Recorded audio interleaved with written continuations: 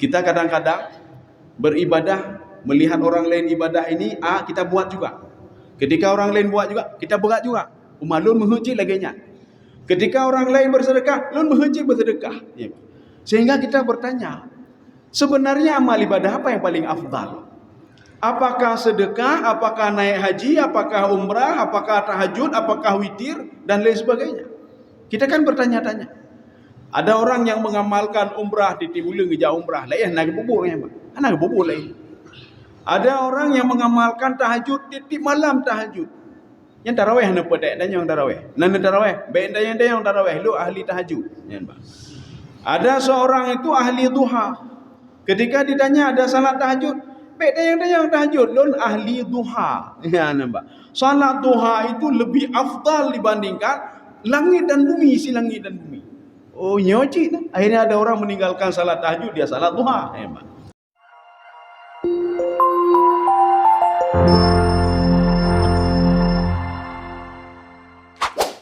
Selamat menonton dan jangan lupa di-subscribe ya. Allahu Akbar.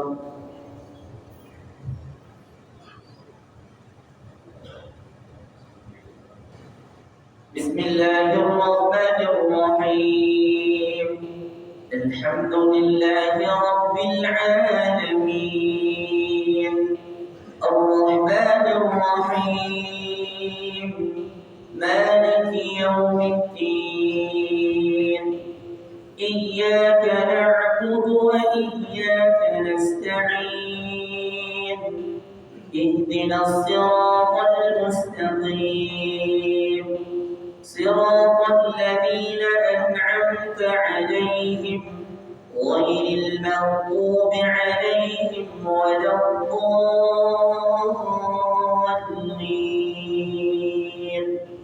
Amin.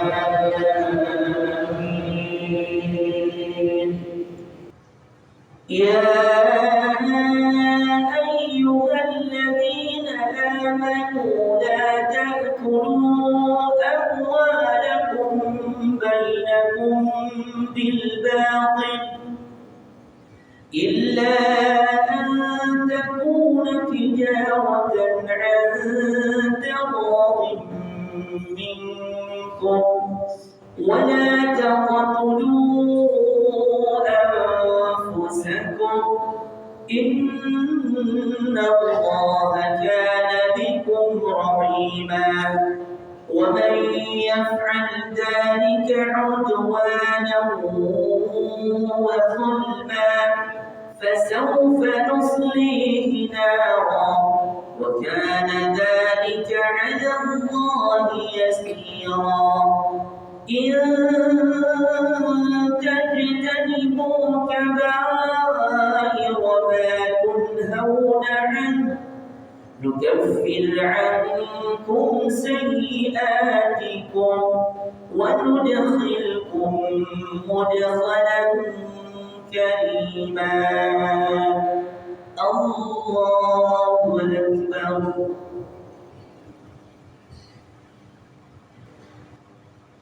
سمع الله لمن حمده.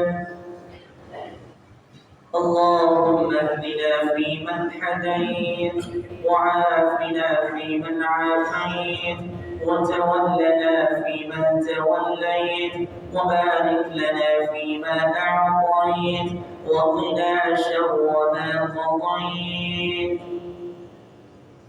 اللهم أعز الإسلام والمسلمين وأذل الشرك والمشركين ودمرهم أعداءك أعداء الدين. اللهم انصر إخواننا المسلمين في فلسطين.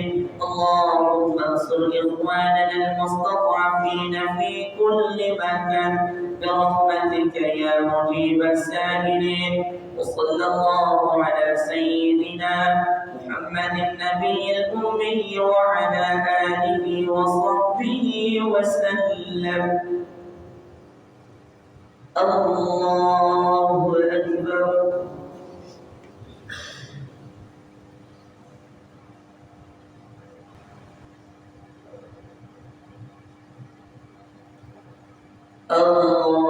أكبر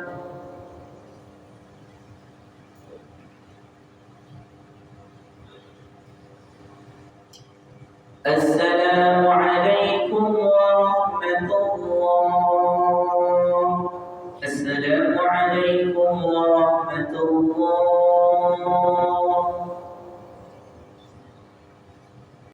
Assalamualaikum warahmatullahi wabarakatuh. Alhamdulillahi rabbil alamin. Wassalatu wassalamu ala ashrafil anbiya'i wal mursalin wa ala alihi wa ashabihi ajma'in. Raditu billahi rabba wa bil islami dina wa bi Muhammadin nabiyya wa rasula. Rabbi shrah li sadri wa yassir li amri wahlul 'uqdatam min lisani yafqahu qawli. Allahumma ja'al jam'ana hadza jam'an marhuma wa tafarruqana min ba'dihi tafarruqan ma'suma. Yang kami hormati Bapak Peci, perangkat kampung, Tuhaput, Imam Masjid, Ketua BKM, pengurus BKM, dan masyarakat Lampuh Daya sekalian. Yang saya hormati Bapak Kepala BNN, kemudian Bapak Dan Rindam juga hadir bersama kita, kemudian dari unsur TNI dan kepolisian dan Peci, ya. Kemudian wabil khusus juga kepada pimpinan Majlis Arafah serta seluruh jamaah Arafah cerdik pandai, kaum muslimin dan muslimat sidang jamaah subuh yang dirahmati Allah. Yang mudah-mudahan kita mau mandung nama, ya, muslimin dan muslimat, ya. Jadi sudah masuk semuanya. Kalau kita melihat dalam literatur tafsir, ya, itu ada ciri khas masing-masing. Jadi kalau kita lihat membaca saja kita sudah tahu ini tafsir ini. Ya, kada depu nih, Pak. Kita baca tafsir ini, oh ini tafsir ini, pasti tafsir ini. Salah satunya adalah tafsir Zamakhsyari. Itu tafsir Al-Kasyaf. Beliau selalu mengatakan fa in qulta, kalau kamu ngomong begitu saya akan jawab begini. Ya, gitu. Itu ciri khas tafsir Zamakhsyari. Kalau kita mendengar seperti itu beliau artinya apa? Memberikan kita untuk berpikir, kemudian setelah itu dijawab oleh beliau. Menurut saya, pikiran kamu itu salah. Yang betulnya begini. Ya, begitu, Pak. Itu ciri khas tafsir Zamakhsyari. Metodologi berbeda-beda, tidak sama. Metodologi, karakteristik, bukan tafsir saja, penulisan buku juga seperti itu. Ketika kita membaca sebuah kitab, kita akan tahu ini hadis punya si fulan, ini hadis punya Imam Nawawi, ini hadis ini. Kita tahu. Kenapa? Metodologi, karakteristik, dan sistematika penulisannya. Demikian pula dalam kajian tasawuf. Dalam kajian tasawuf, ketika kita membaca satu kitab tasawuf, ini hampir sama seperti tafsir Zamakhsyari. Metodologinya hampir sama. Yaitu kitab Minhajul Abidin yang sudah disyarah oleh Sirajul Talibin. Imam Al-Ghazali, pengarangnya Imam Ghazali. Beliau begitu juga. Metodologinya sama seperti Imam Zamakhsyari. Apa kata beliau? Fa in qulta wa qultu. Kalau kamu berpikiran seperti itu, saya punya konsep lain. Ya, itu metodologi penulisan kitab Minhajul Abidin yang dikarang oleh Imam Al-Ghazali. Sekarang ini yang kita bahas sekarang. Di dalam kitab beliau pada juz 2 Minhajul Abidin. Ini sebelum pengantar dulu. Kita kadang-kadang beribadah, melihat orang lain ibadah ini, kita buat juga. Ketika orang lain buat juga, kita buat juga. Umalun menghujit lagi nya. Ketika orang lain bersedekah, lun menghujit bersedekah. Ya. Sehingga kita bertanya, sebenarnya amal ibadah apa yang paling afdal? Apakah sedekah, apakah naik haji, apakah umrah, apakah tahajud, apakah witir, dan lain sebagainya. Kita kan bertanya-tanya. Ada orang yang mengamalkan umrah di Timulung ngejak umrah, lah ya nak bubur ya, nak bubur lain. Ada orang yang mengamalkan tahajud di malam tahajud. Yang tarawih nak pedek dan yang tarawih. Nan tarawih, baik dan yang tarawih lu ahli tahajud. Ada seorang itu ahli duha. Ketika ditanya ada salat tahajud, Pek dayang-dayang tahajud lon ahli duha. Ya nampak. Salat duha itu lebih afdal dibandingkan langit dan bumi, isi langit dan bumi. Oh nyocik dah. Akhirnya ada orang meninggalkan salat tahajud, dia salat duha. Nampak.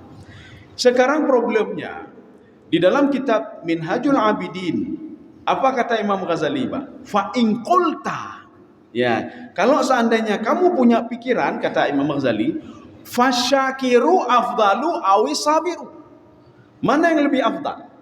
Orang yang selalu bersyukur kepada Allah, selalu teringat kepada Allah, atau orang yang sabar dalam hidupnya? Ikun ligop, sabar. Beribadah, sabar. Yang mana lebih baik? Ya. Waqad qila, ini kata Imam Ghazali, ada yang mengatakan, ya ini berbeda. Kalau seandainya qila kita jumpai di dalam hadis, apalagi nanti qila wa qala. Qila itu apa? Katanya, ya nampak. Kalau qila di dalam hadis begitu juga, katanya. Qila dalam bahasa Arab katanya, tapi kalau qila di dalam tafsir itu bukan katanya, Pak. Wa idza qila lahum la tufsidu fil ardi. Apa makna qila? Sudah dikatakan berulang kali. Jangan buat ini, jangan buat ini. Jangan dekati narkoba, berdoji. Jangan tinggalkan salat, tinggalkan juga. Jangan buat maksiat, buat juga. Itu kalau qila kita jumpai di dalam Al-Quran. Wa idza qila lahu. Jadi bukan apabila dikatakan. Bukan dikatakan ya Pak. Kita mengatakan berulang kali. Nak semayang jamaah nak hai dengar Pak. Nak jauhkan narkoba, nak mau dengar dia. Itu kalau qila di dalam Al-Quran. Tapi kalau qila di dalam hadis, apalagi di dalam kitab itu, wa in qila, kalau ada yang ngomong, itu Pak. Wa in qila, wa qila, ada yang ngomong, tetapi nanti beda lagi kalau kita tambah. Qila wa qala. Apa makna qila wa qala? Adalah sesuatu yang sangat dibenci oleh Allah Subhanahu wa taala, kata Rasulullah. Seorang berfatwa ketika ditanya, "Kena ini hukumnya apa, Tengku?" Ini haram. Dari mana landasan hukumnya? Kata Tengku ji haram. Ya, nampak. Ini yang dibenci. Ini namanya qila wa qala. Setelah dia berikan fatwa, dia mengatakan ini berasal dari sana. Nah, dalam Al-Quran, ada dalam Al-Quran, yang penting kata Tengku itu ada katanya. Jangan tanya sama saya, sama Tengku itu tanya. Ketika datang sama Tengku itu tanya, Tengku je pegang haram. Ada landasan hukum? Oh, gurelum pegang haram, gurelum pegang. Tanyalah gurerah kamu meninggal. Jadi artinya apa? Ini namanya qila wa qala. Seorang memberikan fatwa atas landasan apa? Landasan kata orang lain, itu tak boleh. Tak boleh. Jadi kalau ditanya apa landasan hukumnya? Ini Al-Quran dan Sunnah. Al-Quran ayat sekian, Sunnah ayat sekian. Ya sudah jelas. Mana landasan hukumnya? Undang-undang sekian, ayat sekian. Sudah jelas. Landasan hukumnya jelas. Jadi jangan qila wa qala.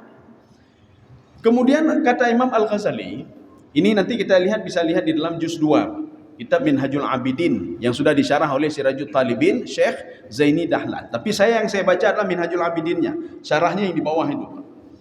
Apa kata Imam Al-Ghazali? Waqad qila, ada yang mengatakan asyakiru afdalu minas sabiri. Orang yang bersyukur itu lebih afdal dibandingkan orang yang sabar. Sekarang kita lihat, ini pendapat pertama, Pak. Dia punya alasan. Dia punya alasan kenapa bersyukur itu lebih dahsyat dibandingkan dengan orang bersabar. Kita lihat sekarang kenapa seorang harus bersyukur. Bersyukur itu kan syukur terhadap nikmat. Ketika diberikan nikmat oleh Allah, kita bersyukur. Apa itu syukur? Syukur maknanya teringat. Jadi makanya seorang bersyukur itu gara-gara diberikan nikmat. Ada dua model. Model yang pertama, pemberian nikmat. Ada diberikan nikmat di dunia saja. Ada seorang diberikan nikmat dunia akhirat. Mana dunia saja? Orang kafir, tidak salat, orang musyrik, nikmat diberikan juga oleh Allah di dunia. Mana landasan hukumnya? Ya, nampak. Tafsir Ibnu Abbas ketika beliau menyikapi ayat Bismillahirrahmanirrahim. Ar-Rahman itu adalah mustamilah ala kulli makhlukatillah. Sifat Ar-Rahman ya Allah itu mencakup semua makhluknya. Mau salat, mau tidak salat, mau main judi, tidak main judi, mau dia musyrik, mau berkhianat, mau dia jadi pengkhianat dan lain sebagainya, tetap diberikan rahmat oleh Allah, nikmat oleh Allah Subhanahu wa taala. Kenapa? Apa alasannya? Karena mereka adalah makhluk Allah Subhanahu wa taala. Binatang saja yang tidak punya akal, anjing yang haram saja diberikan nikmat juga oleh Allah Subhanahu wa taala. Maka kita jangan mengatakan begini. Coba lihat Yahudi itu kenapa kaya-kaya? Yahudi kaya-kaya, salat tidak, apa-apa tidak. Coba lihat orang musyrik, dia sudah syirik kepada Allah, kenapa kaya-kaya? Coba lihat orang paling kaya di dunia dari mana ini? Orang Muslim? Bukan. Yang paling kaya di Indonesia coba lihat, orang Muslim? Bukan. Itu mayang tak. Orang paling kaya di jadi pakai Aceh ni kalau ilmu. Ya. Paling kaya di Indonesia saja. Coba lihat, Muslim apa bukan Muslim? Bukan Muslim, Pak, non Muslim. Makanya nikmat Allah berikan kepada mereka tapi sebatas di dunia saja. Di dunia saja, lain tidak ada. Maka Allah katakan dalam Al-Qur'an, kamu mau apa kamu kata Allah? Mau dunia sama isinya? Saya berikan semuanya tanpa salat, tanpa ibadah dan lain sebagainya. Wahum fiha la yubkhasun. Sedikit pun tidak saya kurangi nikmatmu kata Allah Subhanahu wa taala. Satu. Tetapi apa ironisnya? Setelah diberikan nikmat mereka tidak teringat kepada pemberi nikmatnya lagi Abu Jahal. Abu Jahal dia tidak teringat pemberi nikmat, Walid Al-Mughirah, sehingga nikmat itu ditarik kembali oleh Allah Subhanahu wa taala. Abu Jahal meninggal, dia meninggalkan hartanya. Abu Lahab meninggal, hartanya habis. Lagi orang ikut caleg, habis peng menung banyak Abu Lahab, Pak. Sama anak yo beda. Tidak terpilih lagi dia, Pak. Ini Abu Lahab. Berusaha semaksimal mungkin, akhirnya stres. Stres harta kabeh menung kabeh. Walid Al-Mughirah, dia mengatakan di depan kaumnya, saya tidak salat, tidak puasa, kaya. Saya punya banyak anak, saya punya banyak harta. Sebelum meninggal semua sudah dicabut oleh Allah Subhanahu wa taala. Ini kata Imam Ghazali nikmat di dunia. Ada satu lagi dunia akhirat. Makanya orang beriman itu dunia akhirat diberikan. Maka kita berdoa kepada Allah, Rabbana atina fid dunya hasanah wa fil akhirati hasanah. Makanya kita itu orientasi kita itu bukan dunia dan dapat cerah. Kita mengejar dunia akhirat kita kejar. Bukan dunia saja. Kalau dunia saja tidak jauh beda kita dengan orang Yahudi. Kita mengejar dunia saja tidak jauh beda dengan orang musyrik. Kita mengejar dunia saja tidak jauh beda dengan orang kafir. Ya, maka kita selalu minta kepada Allah, dunia akhirat dijuk keluar ni Allah. Saya di dunia dapat nikmat, di alam barzah dapat nikmat. Ada tempat saya di alam barzah. Nyobek terus alam barzah tempat dan teputan ni, Pak. Lagi urun jak bak tabur tempat, tidak dia booking dulu, enggak ada apa-apa, tiba-tiba dia datang ke sana. Tengi ini, Pak. Dia pergi ke mana? Ke Sabang, booking belum, apa-apa belum, tak ada apa-apa. Dia ina ni, Pak, hana tepu. Sekarang kita booking dulu nikmat ni, Pak. Kita booking nikmat alam barzah. Kita booking nikmat padang mahsyar. Kita booking nikmat surga. Bagi pancaraya temung surga, booking dan teputan ni, Pak. Bagaimana cara kita ingin masuk ke dalam stadion? Tiket nak ada apa-apa nak ada. Saya orang hebat, bukan hebat. Hana sama ciaweh gede. Tiket dan teputan aweh gede. Makanya walaupun orang hebat ada juga Pak tiket VIP ya, Pak. Naik pesawat kan begitu juga. Saya ini konglomerat bukan hana peti tiket dah tiket. Hana tiket debit. Hai orang paling kaya di Indonesia enggak ada tiket keluar ya, Pak. Jadi sekarang kita ingin cari tiket di dunia terjadi, tiket di alam barzah, tiket di padang mahsyar dan tiket ketika masuk ke dalam surga. Benar tiketnya, Pak. Kemudian nikmat yang model kedua namanya nikmatu naf'in. Apa itu nikmatu naf'in? Nikmat yang kita itu bisa mengambil manfaat. Ada orang punya tangan tapi tidak ada manfaat. Kenapa? Stroke, makan tidak bisa lagi dia. Berarti tangan itu tidak ada nikmat lagi sama dia. Ada orang ada mata tapi tidak ada fungsi lagi mata itu. Berarti apa? Nikmatun naf'innya tidak ada lagi. Seorang diberikan jabatan nikmatun naf'in, diberikan manfaat oleh Allah Subhanahu wa taala. Seorang dapat harta nikmatun naf'in. Saya bisa pergi kemari, saya bisa ini enak fasilitas dunia. Itu nikmatun naf'in. Kita punya anak bisa bermanfaat, nikmatun naf'in namanya. Yang pertama. Ironisnya apa? Kita cuma teringat yang pertama saja. Tidak teringat yang kedua. Padahal nikmat kedua lebih dahsyat sebenarnya dibandingkan nikmat yang pertama. Kita selalu mengatakan hari ini tidak punya duit. Allah enggak sayang sama saya enggak ada nikmat. Kenapa? Peng hana orangnya. Kau bengeng-bengeng dia, Pak. Saya tidak punya jabatan hari ini sudah berapa tahun tidak punya jabatan apa-apa. Allah tidak memberikan nikmat kepada saya. Kita lupa nikmat yang kedua. Yang kedua namanya nikmatu daf'in. Nikmat tatkala Allah Subhanahu wa taala menolak bala yang akan menimpa diri kita. Hari ini kita akan diberikan musibah atau apa saja. Atau syaitan ingin melakukan sesuatu sama kita, tapi dicegah oleh Allah Subhanahu wa taala. Itu nikmatu daf'in namanya. Tapi kita tak pernah teringat. Kita tak pernah teringat selama ini diarahkan oleh Allah Subhanahu wa taala. Tak pernah teringat kita. Kita tak pernah teringat. Kalau sebentar lagi kita itu akan dihancurkan diturunkan musibah, tapi musibah itu ditarik kembali oleh Allah. Ini maknanya nikmatu daf'in. Kita akan diberikan penyakit, jatah penyakit dalam bulan ini. Tetapi Allah Subhanahu wa taala mengangkat penyakit kita. Hana jadeh hijau. Tapi ini tidak pernah teringat. Kita selalu mengatakan apa? Ini kan akibat saya ini. Kalau enggak saya buat seperti ini kan enggak akan terjadi begini. Tidak pernah kita teringat Allah sudah menjaga saya. Allah sudah memberikan nikmat kepada saya, nikmatnya memang tidak nampak, nikmatu daf'in. Syaitan ingin macam-macam kepada saya tapi sudah dijaga oleh Allah Subhanahu wa taala. Itu nikmatu daf'in. Seperti nikmat yang Allah berikan kepada Nabi Yusuf alaihissalam. Tatkala Nabi Yusuf dibuka bajunya oleh Rubel, itu abangnya paling tua, dimasukkan ke dalam sumur. Pertanyaannya, Nabi Yusuf kenapa tidak nangis dan berteriak? Rupanya turun malaikat Jibril. Apa kata Jibril? Kamu tenang saja, kami jaga. Kamu tenang saja Kamu Yusuf tenang saja karena kamu beriman, kamu bertakwa kepada Allah. Saya jaga kamu, kata malaikat Jibril. Maka dia dilemparkan ke sumur, tidak menangis dan tidak mengeluh apa-apa. Kenapa? Jibril terus menjaganya. Ini namanya nikmatu daf'in. Nikmat dijaga. Cuma karena model orang seperti kita. Tak kala malaikat hanjut, Jibril hanjut. Jadi artinya apa? Walaupun tidak bisa kita lihat juga, Allah sudah berjanji dalam hadis qudsi. Wahai malaikatku, kata Allah, setiap hambaku yang keluar dari rumahnya, dia bertawakal kepadaku, tolong kamu jaga dia. Dari dia keluar rumah sampai dia kembali rumah dalam keadaan selamat. Itu nikmatu daf'in. Tapi tidak pernah terbayang sama kita. Selalu ketika kita bangun tidur, hana nikmat, tak ada nikmat, Pak. Enggak ada nikmat apa-apa saya. Makanya sebagai bukti kita bersyukur kepada Allah, bukti kita berterima kasih, maka seorang harus menjadi seorang yang bersyukur. Maka pendapat pertama mengatakan, asyakiru afdalu mina as-sabiri. Syukur itu lebih dahsyat dibandingkan dengan sabar. Mana alasannya? Di dalam Al-Quran, ini masih dalam kitab Minhajul Abidin. Wa qad qila wa qala fil Qur'anil Karim wa qalilun min ibadiyas syakur. Sedikit dari hambaku yang bersyukur. Artinya, bersyukur itu satu nilai khusus. Syukur itu nilai khusus. Makna syukur itu apa? Tak usah muluk-muluk kita. Oh, banyak sedekah, tidak. Jangan muluk-muluk. Ketika Nabi Musa alaihissalam berdialog dengan Allah Subhanahu wa taala, bermunajat. Apa kata Nabi Musa alaihissalam? Ini dalam kitab Ihya Ulumuddin. A'taitana kulla syai'in, fa kaifa nashkuru bika? Engkau memberikan kami semuanya, engkau berikan ya Allah. Nejuk kamu, nafah, nejuk semua engkau berikan ya Allah. Kami bisa berinteraksi sosial, kami bisa berbuat ini, berbuat itu. Engkau turunkan nikmat, engkau berikan kami kesehatan. Bagaimana cara kami bersyukur ya Allah?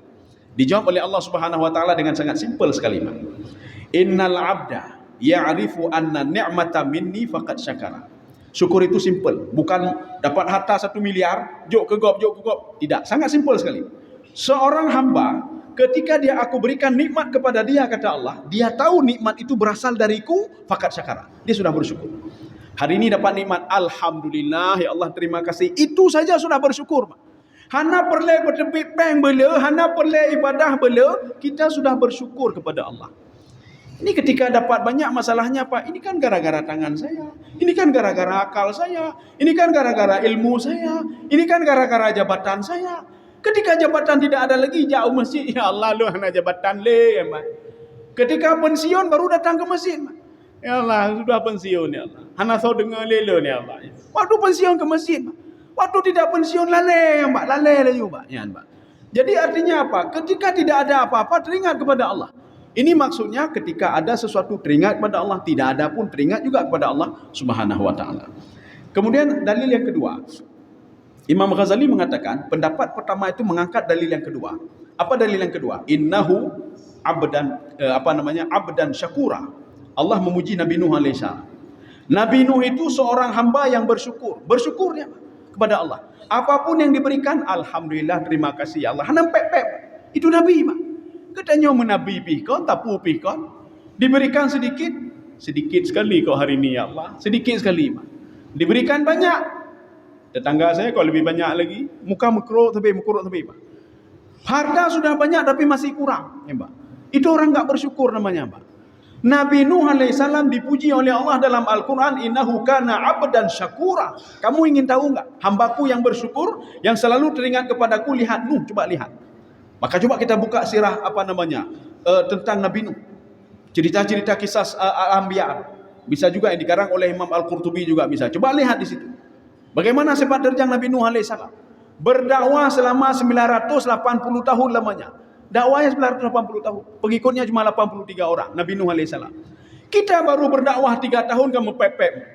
Dah lo kan letum dakwah. Dah lo kati pelotong berdakwah. Nabi Nuh 980 tahun berdakwah. Jadi makanya kita ini kan hidup kita untuk berdakwah. Oh, dakwah lo hana ilmu dan bagaimana? Ilmu tidak ada, bagaimana berdakwah? Dakwahi anak kandung sendiri kita dakwahi. Istri sendiri kita dakwahi. Baik dakwahi nenggok, Pak. Ini istri orang kita dakwahi. Anak orang kita dakwahi. Bukan dakwahi nenggok, Pak. Dakwahi anak sendiri dulu dakwahi, Pak. Nyata jawab anak kau pekah nak temayang ni. Jauh lian ni anak dah ni temayang cik ni, Pak. Ya. Tak tutah ni, Pak. Ini seperti kita ngomong ke anak. Lalai sekali dengan HP ya. Jauh lian ni yang carang, Pak. Dah lebih lalai lau. Dengar-dengar malang HP dah, Pak. Pun dah jauh dia, Pak. Ya, Pak. Jadi makanya dakwah itu apa? Sangat simpel sekali, Pak. Dakwahi diri sendiri dulu. Iqra bismi rabbikal ladzi khalaq. Syekh Tantawi mengatakan, Iqra itu apa? Introspeksi diri sebelum berdakwah. Makanya dakwahi diri dulu. Nyo pakat kau temayang tahajud, temayang ile. Pakat kau untuk bangun tahajud ile, Pak. Pakat ajak orang untuk bersedekah, bersedekah dulu. Jangan bersedekahlah kalian, gak yang kering kan, Pak. Pakat kau bersedekah, gak yang kering. Ya, Pak. Ini dalil yang kedua. Dalil yang ketiga, innallaha syakiran li an'ami. Ketika Allah Subhanahu wa taala memuji Nabi Ibrahim alaihissalam. Kamu tahu Ibrahim itu orang bersyukur dia. Dia bersyukur dia. Hanam pepek. Coba lihat kapan lahir Nabi Ishak alaihissalam. Setelah istrinya tidak mengandung lama sekali, tiba-tiba lahir Nabi Ishak alaihissalam. Monyo model katanya kam pepek ni, Pak. Pakan jino neju anu. Nya ni, Pak. Katu halo kan neju anu. Nabi Zakaria hanam pepek wayang, Pak. Umur 100 sekian tahun baru dapat anak. Katanya pepek, bet necok le ke deh nyokal ganya ya Allah. Necok demah ke deh anak lu. Patai kecok kan pepek lah, bukan necok anak lu ni Allah, Pak. Kau penghilang. Jadi artinya apa yang diberikan bersyukur saja. Puan kecok bersyukur. Bahkan kita itu ketika diberikan anak cacat bersyukur je, Pak. Karena anak ni, Pak. Mudah-mudahan anak cacat ini bisa menolong kita. Bet dah pegang kengkon, Pak. Anak cacat hanjunya, Pak. Ada satu jamaah, ya, Allah meluaskan kuburnya, Pak. Jadi lokasi tinggal Banda Aceh besar beliau, sudah meninggal dunia. Apa kata beliau ke saya? Ustaz, anak lu ganteng-ganteng mendum lagi elun. Cuma nak tidur anak hitam. Tidur anak hitam hanjungu je. Lu bukan hanya pegang anak hanjungu, Pak. Hanjungu je. Anaknya tidur hitam hana sama lagi elun, yang lain ganteng-ganteng. Yang tidur hitam hanjungu je. Tapi bukan hanjungu. Ketika tsunami berlangsung, itu istrinya meninggal, anak yang ganteng-ganteng gadah mendum, Pak. Tinggal anak hitam mendum. Anak hitam mendum tinggal. Kemudian bapak ini mendatangi saya, Ustaz. Anak yang ngerjih rupaji jengu, Ustaz. Jaga alun selamanya, Ustaz. Anak lu yang hitam ni jaga alun. Menyuhan aja lagi bandu. Saya mau beribadah, email je, yantat je. Cukup je roh akhlak je. Makanya jangan pernah terima saja apa yang diberikan oleh Allah. Walaupun hitam mana, Pak. Cok je, Pak. Ya, Pak. Walaupun hitam mana, cok je yang roh ni, kan enggak, Pak. Walaupun harta warna cok laju, Pak. Kita bersyukur apa yang diberikan oleh Allah. Mungkin gara-gara harta sedikit itu bisa menolong kita dari neraka nanti. Mungkin gara-gara anak cacat ini, Pak. Dia bisa menolong kita ketika kita melewati sirat. Maka jangan sampai seperti Rasulullah katakan. Rasulullah cuma bisa berdoa dua saja, Pak. Ketika ingin membuka pintu surga, apa kata? Lihat nanti dalam kitab Riyadhus Shalihin, Pak. Apa doa Rasulullah? Allahumma sallim. Allahumma sallim. Ya Allah, selamatkan. Tetapi apa? Kalau kita jeli melihat hadis itu, kenapa Rasulullah mengucapkan 2 kali? Kenapa tidak 3 kali? Rasulullah senang apa? Yang ganjil-ganjil. 1, 3, 5. Kenapa cuma 2 kali? Kenapa tidak 3 kali? Ketika orang mukmin ingin berjalan dari ujung sirat ke ujung sirat satu lagi, Rasulullah berdoa di ujung sirat. Allahumma sallim. Allahumma sallim. Maksudnya apa? Rasulullah tidak mau menjamin. Kalau baca 3 kali, Rasulullah menjamin dia selamat. Tapi tidak. Rasulullah tidak menjamin dia selamat jalan di atas titik sirat. Kenapa? Di sana kata Rasulullah ada yang menarik dia nanti. Awalik namanya, Pak. Awaling itu apa? Anak kandungnya yang tidak diajarkan agama kepada anaknya. Istrinya yang selama ini tidak diajarkan apa-apa oleh dia. Saudara kandungnya bisa menarik dia masuk ke dalam neraka, kata Rasulullah. Jadi ketika itu anaknya mengatakan, "Ya Allah, ini mau kemana ayah saya? Mau ke surga?" "Oh, tidak boleh ya Allah. Gara-gara dia saya masuk neraka ya Allah." "Jadi mau kamu apa?" "Saya mau ayah saya masuk neraka juga." Ya, masuk neraka juga. Kalau katanya saya lalai dengan HP dan begini, lah ayah saya lebih lalai lagi ya Allah. Kalau engkau katakan begini, dia lebih lagi ya Allah, tidak salah ya Allah. Ya, maka ditarik dia oleh anaknya. Maka doa Rasulullah tidak menjamin, Pak. Artinya apa? Kalau Rasulullah ucapkan sampai 3 kali, artinya apa? Saya jamin dia masuk ke ujung, tapi tidak. Rasulullah berdoa cuma 2 kali saja, Pak. Itulah syafaatnya Rasulullah. Allahumma sallim, Allahumma sallim. Maka Rasulullah mengatakan ada yang tidak sanggup lagi berjalan sehingga dia masuk ke dalam neraka. Ada yang sanggup terus berjalan sampai ke depan pintu surga sehingga dia sudah sangat lelah sekali, kata Rasulullah, dan masuk pintu surga. Ada seorang itu yang langsung dari titik sirat ini ke ujung sana, kalbarqi, cepat kilat. Sahabat bertanya, "Ya Rasulullah, bagaimana cepat kilat? Kamu pernah melihat petir?" "Pernah ya Rasulullah." Suaranya tum suaranya, Pak. Kilatnya sudah sampai kilat, suaranya di belakang. Saking cepatnya suara kilat itu, Pak. Begitulah kalbarqi, Pak. Kilat sudah sampai tapi bertuhnya lama macam bertuhnya, Pak. Tapi kilatnya sudah sampai. Begitulah orang yang sampai dari ujung sirat ke ujung sirat yang lain, seperti barqun, kata Rasulullah sallallahu alaihi wasallam. Ini yang pertama. Yang kedua, waqad qila. Maka sengaja jauh mana upu, Pak. Ya, bebas. Tapi walaupun bebas lu tu tarik cili jemaahnya pakai trek tak jemaah, Pak. Karena acara intinya tadi kata BKM ada makan-makan ya, Pak. Itu acara intinya. Jangan sampai nanti mengganggu acara inti. Ya. Ya, kita lanjut saja yang kedua. Waqad qila, ada yang mengatakan as-sabiru afdalu minasyakiri. Sabar itu lebih dahsyat dibandingkan dengan bersyukur. Mana dalilnya? Ya, Pak. Ketika Allah mengatakan dalam Al-Quran, innallaha ma'as sabirin, Allah bersama orang-orang sabar. Tidak Allah katakan innallaha ma'as syakirin, tidak, ma'as sabirin. Ini pendapat yang kedua. Kemudian Allah juga mengatakan kepada Nabi Muhammad sallallahu alaihi wasallam ketika diusik oleh Abu Jahal, oleh Abu Lahab, oleh Walid Al-Mughirah, oleh As bin Wa'il, apa kata Allah Subhanahu wa taala? Fasbir li hukmi rabbika, bersabarlah kamu ya Muhammad terhadap apa yang sudah hukum Allah itu, takdir Allah, kamu sabar saja ya Muhammad. Ya nih, Pak. Ini ada 2, Pak. Sekarang kita lihat. Wa qultu, kata Imam Ghazali. Tetapi menurut saya, ya nih, Pak. Seorang itu, kata beliau, la yashkuru, tidak bersyukur kecuali dengan sabar, ya Pak. Tidak akan dia bersyukur kecuali dia sudah melalui rentetan sabar, baru dia bersyukur. Seorang tidak dikatakan bersabar kecuali dia sudah melalui rentetan bersyukur kepada Allah. Maksudnya apa? La yakunu syakiran illa bisabri, kata beliau. Seorang tidak akan bersyukur kecuali dia dengan sabar kepada Allah, maka akan lahir syukur. Seorang tidak akan bersabar, kata Imam Ghazali, la yasbir hatta yashkur. Dia tidak akan bersabar sehingga dia bersyukur dulu baru jadi sabar. Maka beliau mengatakan la yamfakku anil akhar. Satunya tidak bisa dipisahkan. Makanya kalau dalam beribadah begitu juga. Jangan pernah mengatakan ibadah saya lebih afdal dibandingkan ibadahmu. Jangan pernah itu. Salat tahajud lebih afdal dibandingkan kamu. Ya, Pak. Maka kita melihat nanti di dalam tafsir Qatadah, apa kata beliau? Falyatanafasil mutanafisun. Apa kata beliau? Falyatanafasil mutanafisun, dalam terjemahannya berlomba-lomba berbuat kebaikan. Itu dalam terjemahan. Sehingga ketika orang tidak memahami maknanya, dia lomba-lomba, Pak. Tahajud semua dia lakukan. Ya, Pak. Dijawab oleh Imam Al-Qatadah, bukan itu maksudnya. Lakukanlah amal perbuatan, arti berlomba-lomba, lakukanlah perbuatan itu walaupun kecil tapi kontinu. Kita nak sanggup tahajud, hana sanggup tahajud. Umar tahajud, daripada tahajud kita nonton bola. Ya, Pak. Daripada tahajud kita nonton bola, ya, Pak. Kemudian duha tidak sanggup juga. Kenapa? Mau pergi kantor, bagaimana duha? Kemudian apa? Umrah apalagi duit nak ada, apa-apa nak ada. Apalagi haji, Pak. Jadi apa yang kita sanggup? Kita sanggup berzikir saja habis salat. Astaghfirullah, subhanallah, alhamdulillah. Jangan sanggup. Lakukanlah itu, zikir itu sampai meninggal dunia. Continue sampai meninggal dunia. Itu maknanya falyatanafasil mutanafisun. Dan kita itu diajarkan oleh Allah, jangan pernah meremehkan amal ibadah orang lain. Ibadah saya lebih hebat, saya tahajud, saya umrah, saya haji. Kamu apa? Kamu cuma berzikir. Ya, nampak. Itu pemahaman yang keliru. Inilah pemahaman yang katakan Imam Ghazali, la yanfaku al-akhar anil akhar. Satu ini tidak bisa saling terkait satu sama lainnya. Tidak bisa kita pisahkan. Maka begitu juga, bisa saja orang cuma berzikir saja, dia yang lebih afdal di sisi Allah Subhanahu wa taala. Sebagaimana dalam tafsir Ibnu Abbas. Apa kata Ibnu Abbas? Salatu rak'ataini ba'da salatin isya. Kita kan biasa habis salat isya, kita kan salat sunat 2 rakaat. Ya, walaupun ada sebagian tidak salat.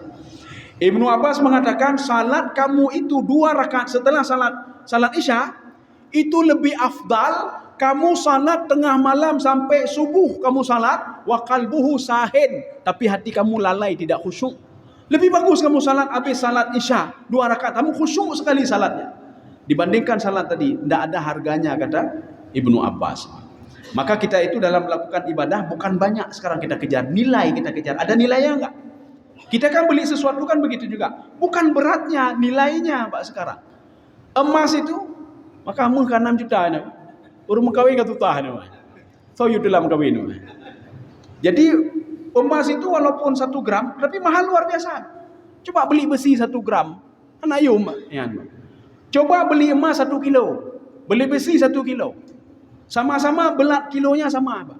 Tetapi nilainya berbeda. Kita cari nilai sekarang, bukan cari berat, Pak.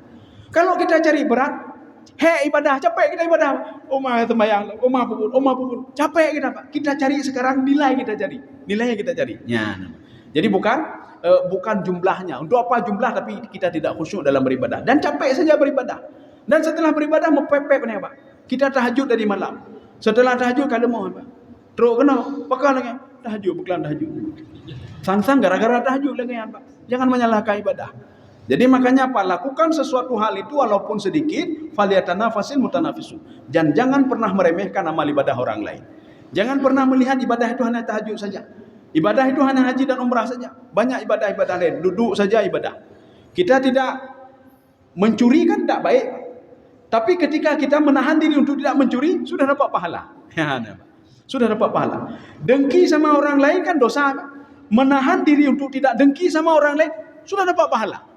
Rupanya jalan pahala itu banyak sekali, Pak. Jalan pahala banyak sekali. Kita suudzon kepada orang lain berdosa, enggak usah suudzon lah, husnudzon saja. Ya, Pak. Husnudzon sudah dapat pahala. Kita keluar rumah, kita lihat maksiat, kita lihat dan apa yang diharamkan oleh Allah, tapi ketika kita duduk saja di rumah, nyolong tepi rumah, ya Allah saya lihat maksiat, dapat pahala lagi, Pak.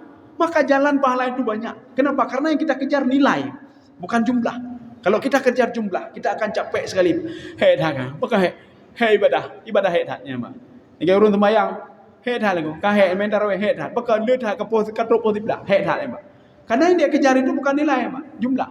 Coba dia kejar nilai, Mak. Walaupun 20 rakaat, 20 itu terasa ringan karena nilai yang dia kejar, Mak. Ya, Mak. Nilai yang dia kejar. Rosa kasih sudah cukup. Ya, sudah setengah 7 lewat ini, Pak. Ya. Jadi mudah-mudahan ada manfaat bagi saya sendiri dan jemaah sekalian. Dan ini intinya memberikan gambaran kepada kita, tidak ada yang new afdal, nak semua afdal, Pak. Asal kita mau lakukan, semua afdal. Jadi jangan ketika satu afdal kita lakukan saja itu, lain tidak, Pak. Jadi artinya apa? Kalau bisa kita lakukan semua walaupun sedikit-sedikit. Dan jangan pernah meremehkan amal ibadah orang lain. Dan jangan pernah mengatakan ibadah saya lebih afdal dibandingkan ibadahmu. Mudah-mudahan ada manfaat bagi saya sendiri dan jemaah sekalian. Subhanakallah bihamdika, asyhadu an la ilaha illa anta, astaghfiruka wa atubu ilaik. Assalamualaikum warahmatullahi wabarakatuh.